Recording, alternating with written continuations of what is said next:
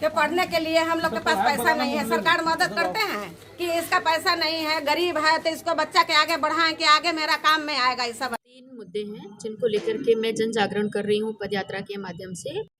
जनतंत्र क्या है, हम जो चाहेंगे वो आप करेंगे। तो ये जो मांग है, अब डीएम कलेक्टर का भी यही होगा। भाई डीएम कलेक्टर तो एक अधिकारी है। ये डर का माहौल है। अच्छा, मैं नहीं डरता हूँ, आप नहीं डर डरते? का माहौल है। बना- देख लीजिए ना कि बिहार में किस तरह से भ्रष्टाचार है, देश में किस तरह से भ्रष्टाचार है। फोर्थ व्यूज, चौथा विचार, बाकी ठीक। बिहार को गणतंत्र की धरती कहा जाता है। यहीं से गणतंत्र विश्व में फैला और गणतंत्र से पद यात्रा शुरू की हैं प्रियंका जी। वे रायपुर छत्तीसगढ़ से हैं, दिल्ली जाएंगी, 9 प्रदेशों की यात्रा करेंगी और लगभग 1900 किलोमीटर की पदयात्रा के बाद वे दिल्ली में एक रैली को संबोधित करेंगी। वहां से देश के लिए एक बड़ा जन आंदोलन खड़ा करने का इरादा रखती हैं। महिला हैं, स्वाभाविक है महिलाओं से जुड़े सवाल भी हम आपके बीच लाएंगे, लेकिन सबसे बड़ा सवाल यह है कि वे आंदोलन जो कर रही हैं उसका मुद्दा क्या है और उस मुद्दे से जनता को क्या लाभ होना है। जनता जिसके बारे में कहा जाता है, अभी आपने फोर्थ व्यूज पर देखा होगा, भाजपा के विधायक और लोकतंत्र पर काम करने वाले इंजीनियर ललन पासवान जी का बयान कि जनता खुद को मालिक नहीं समझ रही है, इसलिए भी यह समस्या है। उसको जनार्दन बनाकर मंदिर में पूजा करने के लिए मूर्ति बना देने से जनता का कल्याण नहीं होगा। यानी जनता को भी मालिक समझना होगा, बनना होगा। और जनता के ही मुद्दे को लेकर प्रियंका मिश्रा गणतंत्र की धरती वैशाली से जा रही हैं दिल्ली। बिहार में औरंगाबाद जिला में दाऊदनगर फिलहाल हम बैठे हुए हैं। सवाल यह उठता है कि इनकी कोशिश से क्या जनता जागरूक होगी और जनता से जुड़े क्या मुद्दे हैं। प्रियंका जी, क्या मुद्दा लेकर आप निकली हैं पदयात्रा के लिए? मेरे 3 मुद्दे हैं जिनको लेकर के मैं जन जागरण कर रही हूँ पदयात्रा के माध्यम से। पहला है राइट टू रिजेक्ट, खारिज करने का अधिकार। ये छोटे से ग्राम प्रधान से लेकर के ये एमएलए एमपी तक लागू हो। ये जो हमारे जनप्रतिनिधि हैं, ये हमसे जब चुन के जाते हैं उसके बाद हमें ये भूल जाते हैं, हमारे क्षेत्र का विकास नहीं करते। तो हमारे पास फिर क्या ऑप्शन होता है कि अगले 5 साल में ही हम बदल सकते हैं। तो हम 5 साल तक अपनी समस्याओं के साथ हम कैसे जिएंगे? तो बेहतर है कि हम इनसे वोट वापसी का अधिकार मांग रहे हैं। सीधा हिसाब है, वोट वापसी का अधिकार है। ये किनसे? जनप्रतिनिधि और से। अब ये जो राइट टू रिजेक्ट है, ये हम बात कर रहे हैं कि एक छोटे से हवलदार से लेकर के डीएम कलेक्टर तक की मांग है। अगर आप भ्रष्टाचार करें, आप जनता को न्याय ना दें और आप जनता के समझे ना, झूठे केसों में जो आप फंसा देते हैं निर्दोष लोगों को, तो जनता उस क्षेत्र की चाहे तो आपको आपके पद से हटा देगी। तो वो कैसे होगा वो भी बता देती पैक्स अध्यक्ष में और मुखिया में राइट टू रिजेक्ट का अधिकार है।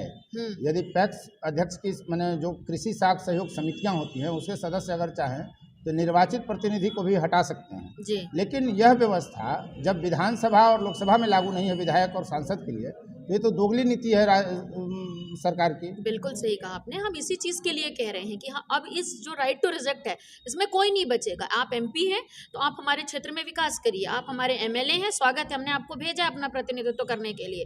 तो हमारा कहना है कि आप हमारे क्षेत्र में विकास करिए। अगर आप विकास नहीं करते हो तो आप हमारा वोट वापस दे दीजिए, कोई वो नहीं है। उसका सिस्टम क्या होगा? उसका सिस्टम ये होगा कि 1/3 बहुमत। ऐसा नहीं होगा कि कोई किसी को डायरेक्ट हटा देगा। एक कमेटी बने, उसके बाद जो 1/3 बहुमत है वो अपने विधानसभा की समस्या लिखे कि इन मुद्दों पे काम होना था और विधायक जी ने ये काम नहीं किया। इतना समय बीत चुका है, लगभग 1 साल का समय हम उनको देंगे। जब वो शपथ ग्रहण कर लेंगे उससे 1 साल का, और 1 साल में अगर आपने उन क्षेत्रों में काम करना नहीं शुरू किया तो 1/3 बहुमत दस्तखत करके अपनी समस्याएं लिख कर चुनाव आयोग को देगी। तो व्यवहारिक तौर पे आपको लगता है कि संभव है? 1/3 का मतलब हो जाएगा लगभग हर विधानसभा क्षेत्र में अगर हम वोटर किया 1/3 ना, तो लगभग पड़ जाएगा 35,000, 40,000, 50,000, 1 लाख तक कहीं कहीं पड़ जाएगा, 1.5 लाख। इतने लोग हस्ताक्षर करेंगे? क्यों नहीं करेंगे सर? अगर जब आपको भूख लगी होती है तो क्या आप रोटी मांगने नहीं निकलते? रोटी नहीं मांगते घर में? तो जनता को अगर वास्तव में भूख का एहसास होने लगे तब तो फिर व्यवस्था ही बदल जाएगी। जनता तो जानने के लिए तैयार नहीं है। सर हम ये जो पदयात्रा कर रहे हैं इसमें क्या करें? यही तो हम लोगों को जगा रहे हैं कि लोकतंत्र में जनता सरकार है, लोकतंत्र में जनता ही सरकार है और यही परिभाषा है लोकतंत्र की। जनतंत्र क्या है? हम जो चाहेंगे वो आप करेंगे। तो ये जो मांग है, अब डीएम कलेक्टर का भी यही होगा। भाई डीएम कलेक्टर तो एक अधिकारी है, उसके बाहर एक मशीन लगी हो। जब इतनी टेक्नोलॉजी आ गई, एक मशीन लगाएंगे ना कार्य समीक्षा प्रणाली की, अगर आप अपने एरिया के जनता को खुश नहीं कर सकते तो आपके खिलाफ वोटिंग होगी। और सरकार ने आपको हमारे क्षेत्र में भेजा है, सरकार आपको यहाँ से ले जाए, कहीं और बैठाए। सर ये सिर्फ 1 या 2 लोगों पर जिस दिन ये इस तरह की कार्रवाइयाँ हो जाएंगी तो दोबारा किसी थाने का SHO, हवलदार इतनी बेहतर तरीके से जनता से बात करेगा, DM भी अच्छे से बात करेगा। DM का काम आपके यहाँ बिहार पुलिस ही कर लेती है, मकान खाली करवाने का काम पुलिस का है। ट्रैफिक पुलिस आपके यहाँ नहीं है, ये ट्रैफिक का काम ट्रैफिक पुलिस का है। जो वर्दी पहनते हैं, खाकी वर्दी पहनते हैं, जो पुलिस में है, उनका काम है लॉ एंड ऑर्डर मेंटेन करना। और आपके हमने वसूली करते से देखा लेकर है। SP तक और BDO से लेकर DM तक वो हटाने के लिए राइट टू रिजेक्ट का कहाँ मामला बनता है? सर कैसे नहीं बनेगा? ये तो आंदोलन करता है लोग, इनको ट्रांसफर कर दिया जाता है। सर कितने ये तो बार आसान ट्रांसफर, चीज है। विधायक सर MP कितने का- बार ट्रांसफर होगा? एक करप्ट व्यक्ति अगर एक जगह आ गया है तो कितने बार आप उसका ट्रांसफर करेंगे? लेकिन सर, आपकी मांग तो जनप्रतिनिधि आप पूरा प्रशासनिक पढ़ें, अधिकारियों इसमें पर भी सब लागू है।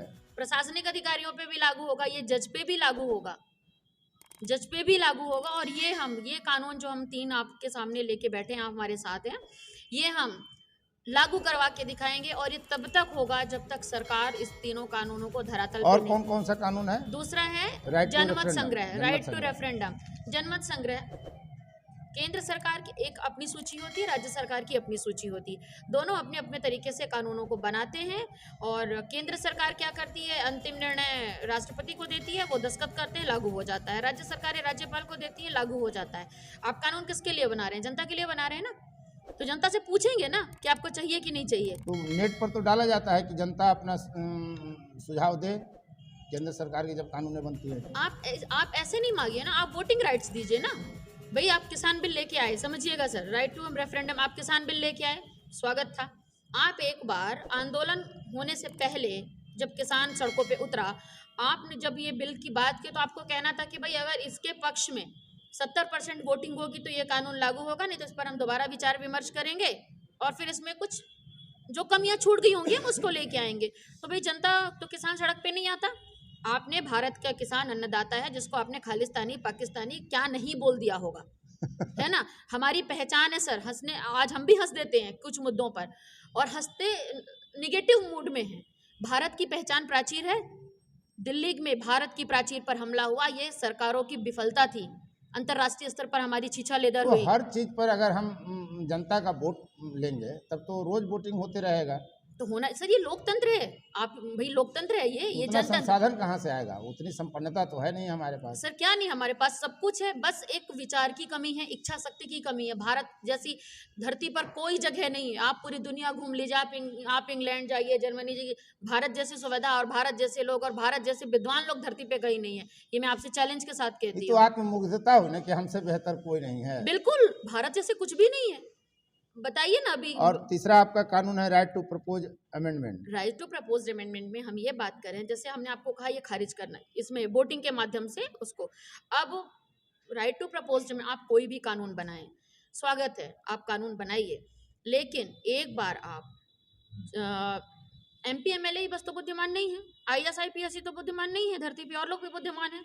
समाज में एक एक से बुद्धिजीवी वर्ग हमारे पास हैं, चाहे सीनियर पत्रकार हों, सीनियर डॉक्टर हों, सीनियर प्रोफेसर हों, सीनियर शिक्षक हो, इनके पास पर्याप्त ज्ञान है। और अच्छे सामाजिक और बुद्धिजीवी वर्ग जो हैं, आप उनसे बुलाइए और आप उनको कहिए कि हमने ये कानून बनाया है, इस पर अगर आपकी कोई राय है तो आप जनता की तरफ से ये बात रखिए, हम उसको अपने कानून में जगह देंगे। अब इसी किसान आंदोलन को ले लेते हैं। अगर आप किसान के प्रतिनिधियों को बुला करके वो जो चाहते थे वो अगर आप लिख देते, वो उस कानून को आप लागू कर देते, तो क्या आंदोलन होता? नहीं होता। तो हम इसकी मांग करें कि जनता को भी अधिकार हो भाई, और अगर आप जनता का सुझाव अपने कानून में नहीं लेंगे तो राइट टू रेफरेंडम में हम आपके कानून को खारिज कर देंगे। आप दिल्ली जाकर क्या करेंगे? कैसे आप जन आंदोलन खड़ा करेंगे? जन आंदोलन जो हम पदयात्रा कर रहे हैं, बहुत लोग जुड़ चुके हैं और अन्य राज्यों से भी लोग हमारे संपर्क में हैं। अब हर व्यक्ति तो पदयात्रा कर नहीं सकता, नहीं, कुछ सेलेक्टेड लोग ही करते हैं। तो हम कुछ सेलेक्टेड लोग हैं जो हम कर रहे हैं। हमारे साथ जय जी हैं और नवीन भैया हैं हमारे, और संजय चंद्राकर जी हैं जो हमारे आगे पहुंच चुके हैं। वो पूरी व्यवस्था दिल्ली तक की देख रहे हैं। संजय चंद्राकर जी छत्तीसगढ़ झारखंड से पूरी व्यवस्था देख रहे हैं वो दिल्ली तक। तो ये लोग हैं, जो कुछ लोग हैं जो पदयात्रा कर रहे हैं। बाकी सब लोगों का इंतजार है कि हम 28 तारीख को 28 अप्रैल को जब हम दिल्ली पहुँचेंगे तो वहाँ से जो बिगुल फूका जाएगा तो वो आप देखेंगे कि वो जन आंदोलन आपको कहीं JP आंदोलन ना याद दिला दे। इतने लोग आंदोलन के हमसे लिए जुड़ चुके फंडिंग हैं। कहाँ से हो रहा है? अभी फिलहाल जो फंडिंग है वो जनता कर रही है, लोग कर रहे हैं, हमारे जय जी ने किया है और देश की जनता करेगी। ये जन आंदोलन है, या जनता किसी करेगी। एनजीओ का बैक सपोर्ट है? नहीं, किसी का कोई सपोर्ट नहीं। हमारे नवीन भाई ने कुछ जवाबदारियां उठा ली हैं, कुछ जय जी ने उठा ली हैं, कुछ हमने उठा ली हैं, कुछ हमारे संजय भैया ने उठा ली हैं, कुछ पूजा जी ने उठा ली हैं और जनता जो सहयोग और प्यार दे रही है ये पर्याप्त है हमारे आंदोलन के लिए। हमको ना खाने की चिंता है, हमें क्या चाहिए, आंदोलनकारी को क्या चाहिए, रात को सोना चाहिए। तो जो जंतर मंतर इतना बड़ा है, कहीं भी सो जाएंगे गर्मी जंतर में। मंतर पहुंचेंगे तब न सोएंगे, पहुंच तो रास्ते रहे में भी तो है। 94 दिन कहाँ रात बिताना है? बिहार में लगभग 2 ही दिन हुआ है कि हमने बाहर खाना खाया है, बिहार के लोगों ने ही खिलाया है। तो ये जन आंदोलन के समर्थक लोग हैं। जब हम झारखंड पहुंचेंगे वहाँ भी हमें यही सहयोग मिलेगा, हम वो छत्तीसगढ़ जाएंगे तो भी यही लोग मिलेगा। भारत में अच्छे लोगों की कमी, सामाजिक लोगों की कमी बिल्कुल नहीं। और ये जन आंदोलन भारत की आवाम खड़ा कर रही है। एक महिला है जो बिल्कुल भी पढ़ी लिखी नहीं, हम जहाँ जिस एरिया से गुजरे थे, यकीन करेंगे उस महिला ने कहा चलिए हम अभी आपके साथ दिल्ली चलेंगे। उनका वीडियो भी है हमारे पास। और उन्होंने कहा कि अगर बिहार सरकार हमारे बच्चे को पढ़ाती तो हमारा लड़का देश के काम आता, सरकार के काम आता। तो भारत की एक महिला अब जाग चुकी है। हम लोग के बच्चा के पढ़ने के लिए हम लोग के पास पैसा नहीं है। सरकार मदद करते हैं कि इसका पैसा नहीं है, गरीब है, तो इसको बच्चा के आगे बढ़ाएं कि आगे मेरा काम में आएगा। इसका बच्चा पढ़ लिख जाएगा, आगे बढ़ेगा तो सरकार के काम आएगा कि नहीं, देश के लिए वो काम करेगा कि नहीं बच्चा। तो यह सब काम पर ध्यान नहीं देते हैं सरकार। और ये आंदोलन दिल्ली में होगा। और फंडिंग की चिंता मुझे बिल्कुल नहीं है, क्योंकि हमें खाना चाहिए, हमें लोग खिला देते हैं। कैसी लग रही है आपको पद यात्रा? पद यात्रा बहुत अपना परिचय दीजिए। जी, मेरा नाम जय सिंह राजपूत है, रायपुर छत्तीसगढ़ से हैं और बिहार से हमने शुरू किया है। बहुत ही अच्छा वातावरण है, बिहार के लोग काफ़ी सपोर्टिव हैं। जहाँ से भी हम गुजरते हैं तो हमें नहीं लगता कि हम छत्तीसगढ़ से बाहर हैं या ऐसा कुछ। एक परिवार का जो व्यवहार होता है, पारिवारिक जो माहौल होता है, वो हमें मिलता है। लोग स्वागत करते हैं, फूलमाला से स्वागत करते हैं और खुद जहाँ सोते हैं उस जगह पर हमें जगह देते हैं कि आप लोग यहाँ सो जाइए। तो रहने खाने की तो समस्या बिल्कुल नहीं? बिल्कुल नहीं, कहीं कोई समस्या आपका नहीं। नाम क्या है? मेरा नाम नवीन ठाकुर हुआ। नवीन ठाकुर जी, हम पटना बिहार से ही हैं। अच्छा, पटना बिहार से ही साथ में हो गए? हाँ, वैचारिक तौर पर? वैचारिक तौर पर हम साथ में हैं और वैसे भी हम जो है आम जनता के लिए यहाँ जो है बिहार में बराबर जो है काम चलते रहते हैं। धरना प्रदर्शन मेरा बराबर जो है बिहार में होते रहता है। वो आम अब जनता साथ दिल्ली जाएंगे? हाँ, हम साथ दिल्ली जाएंगे और जब तक ये कानून लागू नहीं हो रहा तब तक हम इन लोग के साथ जो है कंधे से कंधा मिलाकर चल जाता है। मतलब यात्रा में आप सफल होंगे? 100% मकसद सफल होगा? बिल्कुल, कोशिश लगता कर है- हल निकलेगा। सुनिए, कोशिश कर हल निकलेगा, आज नहीं तो कल निकलेगा। लेकिन लगता है आपको कि केंद्र सरकार या राज्य की सरकारें सुन लेंगी आपकी बात? जनता से बड़ी हैं सरकारें। अब देखिए, एक चीज़ यहाँ पर समझने वाली बात है, आप बराबर इस बात पर तूल दे रहे हैं केंद्र सरकार और राज्य सरकार। ये चाहे केंद्र सरकार हो या राज्य सरकार हो, इसको जनता ही बनाती है और जनता बनाती है तो सुनते कहाँ है बिल्कुल, वही तो जनता बता की? रहा हूँ। तो फिर जनता को ही उखाड़ के फेंकने का ताकत भी है। आपको हाँ, याद होगा हाँ। कि इमरजेंसी के टाइम में लोकनायक जयप्रकाश नारायण जी ने संपूर्ण क्रांति आंदोलन इसी बिहार की धरती गांधी मैदान से चलाया था और 100 लाठी उसके वो दौर कुछ था, 100 लाठी उनको मारा यह गया था दौर कुछ इंदिरा और गांधी है। के सरकार के पुलिस के द्वारा। अब तो सरकार के खिलाफ बोलने पे जेल डाल दिए जा रहे हैं बिल्कुल लोग। बिल्कुल, तो सुन लीजिए, तो वो जो इमरजेंसी का दौर था वही दौर फिर आएगा और नई क्रांति, ये नई संपूर्ण क्रांति ही इसको आप मान लीजिए कि लोकनायक जयप्रकाश नारायण जी का भी मांग था राइट टू रिजेक्ट का, जिसको दरकिनार कर दिया उनके चेले ने। नीतीश आपको कुमार डर ने नहीं बात लग रहा है? बिल्कुल नहीं डर लग रहा तो है। बहुत लोग ऐसे हैं इस अगर देश डर में जो कह रहे हैं कि केंद्र और राज्य की सरकारें अगर भगत सिंह डर डराती जाते, हैं। सुखदेव डर जाते तो क्या देश आजाद होता? तो फिर जो लोग कह रहे हैं कि हमको डराया जा रहा है, पत्रकारों को डराकर भारत में रखा जा रहा है, जनता को डराया जा रहा है, वो तो सच नहीं है फिर? ये नहीं, ये डर का माहौल है। अच्छा, मैं नहीं डरता हूँ, आप नहीं डर डरते? का माहौल है, बनाया जा रहा है? है ऑलरेडी है, बनाया नहीं जा रहा है। आप देख लीजिए ना कि बिहार में किस तरह से भ्रष्टाचार है, देश में किस तरह से भ्रष्टाचार है। आम आदमी एक एक पैसे का मोहताज है। आज ऐप से लोग लोन ले लेके जीवन काट रहा है, ये हाल है इस देश का। और नए बजट में क्या हुआ? जंतर मंतर से क्या हुंकार भरिएगा? जंतर मंतर से हमारा यही हुंकार है कि ये 3 कानून जब लागू होगा देश में तो भ्रष्टाचार निर्मूल हो जाएगा। इस देश से भ्रष्टाचार अगर खत्म करना है तो यही 3 कानून खत्म कर सकती है, इसके अलावा कोई उपाय नहीं। आपने देखा कि गणतंत्र की धरती से जनतंत्र को मजबूत करने के लिए क्या प्रयास किया जा रहा है और किस तरह से आंदोलन खड़ा करने की स्थिति पैदा की जा रही है। और जो राइट टू रिजेक्ट का अधिकार है समेत 3 जो मुद्दे हैं इनके, वह वाकई काबिल तारीफ़ है। लेकिन बात वही है कि सरकार इनकी कितनी सुनती है और जनता कितना सुनाने में सक्षम होती है। बिना जनता के आंदोलन भी सफल नहीं होता। तो जनता इनके साथ खड़ी हो, कितनी खड़ी होगी यह देखने की बात होगी। धन्यवाद। फोर्थ व्यूज, चौथा विचार।